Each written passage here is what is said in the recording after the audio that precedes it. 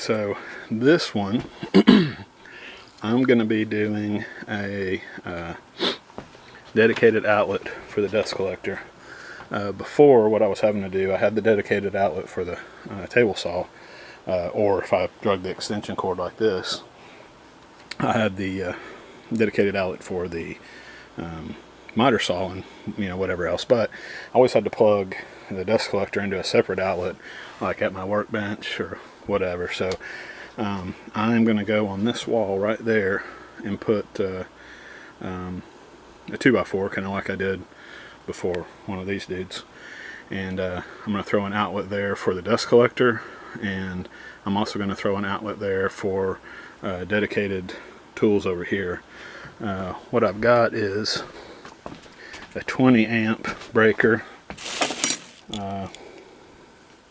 for the dust collector, because that's really all it needs, and I got a 30 for the dedicated outlet over here. Now I'm only running 20 amp cable, and the reason I got a 30 is, for whatever reason, whenever I kick the planer on, sometimes it will trip the outlet, and I think, or trip the breaker, and I think there's something else. I know the reason why it's doing that, but I know it's not going to pull that much, and I know 30 amps not going to be that bad. So 30 amp it is. So for this project, I think I'm just going to run, I don't know if I'm going to run both outlets. I don't know. I may just run both of them. But anyhow, we're going to come off of this pole, this phase. Is that right? Phase? Pole? I don't know. Come off that one though. And I'm going to try to do this with the bus hot, which is obviously not a good idea, but I don't want to turn off my system, because I've got my server stuff running over there.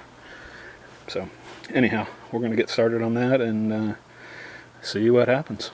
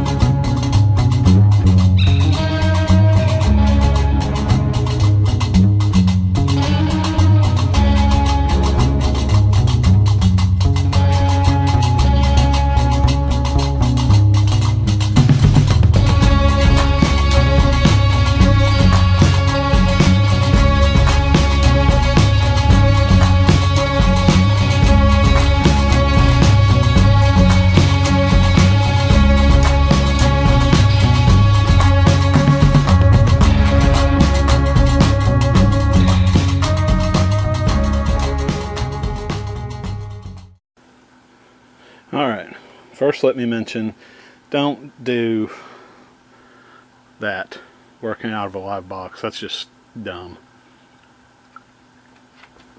But, whatever.